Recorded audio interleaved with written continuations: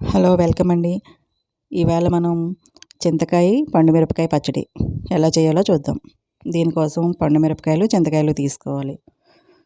కారం తక్కువగా ఉండే మిరపకాయలు అయితే చింతకాయలు ఎన్ని తీసుకుంటున్నాం, పచ్చిమిరపకాయలు కూడా అన్నీ తీసుకోవాలి. అదే కారం ఎక్కువ ఉండే మిరపకాయలు అయితే సగం తీసుకోవాలి. పావు కేజీ అయితే పావు కేజీలో సగం మిరపకాయలు, పావు కేజీ చింతకాయలు తీసుకోవాలి. వీటిని శుభ్రంగా కడిగి ఎండబెట్టాలి. అస్సలు తడి ఉండకూడదు అనమాట. సీజన్లో వచ్చే మిరపకాయలు అయితే మంచి కలర్ వస్తాయి, కారం తక్కువగా ఉంటాయి. ఇవి మామూలు మిరపకాయలు నేను వేసింది అయితే మామూలు వాటిల్లో పండిపోయిన మిరపకాయలు. ఇవి ఆరిన తర్వాత ఏం చేయాలంటే కొద్దిగా కల్లుప్పు ఉంటుంది కదా, రాళ్ళుప్పు, అది వేసుకుని చింతకాయలు దంచుకోవాలి ఇలా మయంగా.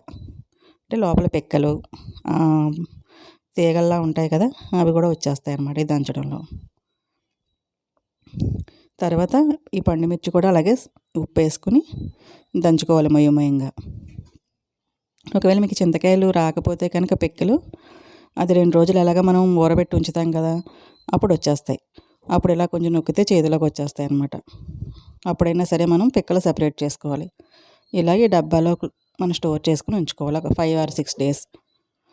తర్వాత వీటిని తీసుకుని ఆ పిక్కలు ఏమైనా ఉంటే సెపరేట్ చేసుకుని మిక్సీ పట్టుకుని పేస్ట్ చేసేసుకోవాలి.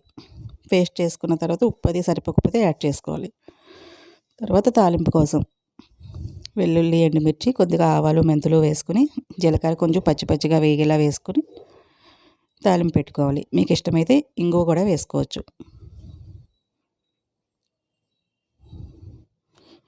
కాస్త పసుపు కూడా వేసుకుని అది వేగిన తర్వాత మనం పచ్చడి మిక్సీ పట్టిన ముద్ద ఉంది కదా, దాన్ని తాలింపులో వేసి కలుపుకొని కాసేపు మగ్గనివ్వాలి. మగ్గి చల్లారిన తర్వాత మనం ఒక డబ్బాలో స్టోర్ చేసుకోవాలి. స్టోర్ చేసుకుని పైన కొద్దిగా ఆయిల్ వేసుకోవాలి. ఇలా వేసుకోవడం వల్ల పచ్చడి పాడవకుండా ఉంటుందన్నమాట. అంతే, ఎంతో రుచిగా ఉండే పండుమిర్చి చింతకాయ పచ్చడి రెడీ అయిపోయింది. ఇది మనకి నిలవ ఉండే కొద్దీ కూడా మంచి రుచి పెరుగుతుంది. గానుగ నూనె కానీ నెయ్యి కానీ వేసుకుని అన్నంలో కలుపుకుని తింటే చాలా రుచిగా ఉంటుంది. ఈ రెసిపీ మీకు నచ్చినట్లయితే లైక్ చేయండి, షేర్ చేయండి, సబ్స్క్రైబ్ చేయండి. నా వీడియో ఇప్పటివరకు చూసినందుకు మీకు ధన్యవాదాలు.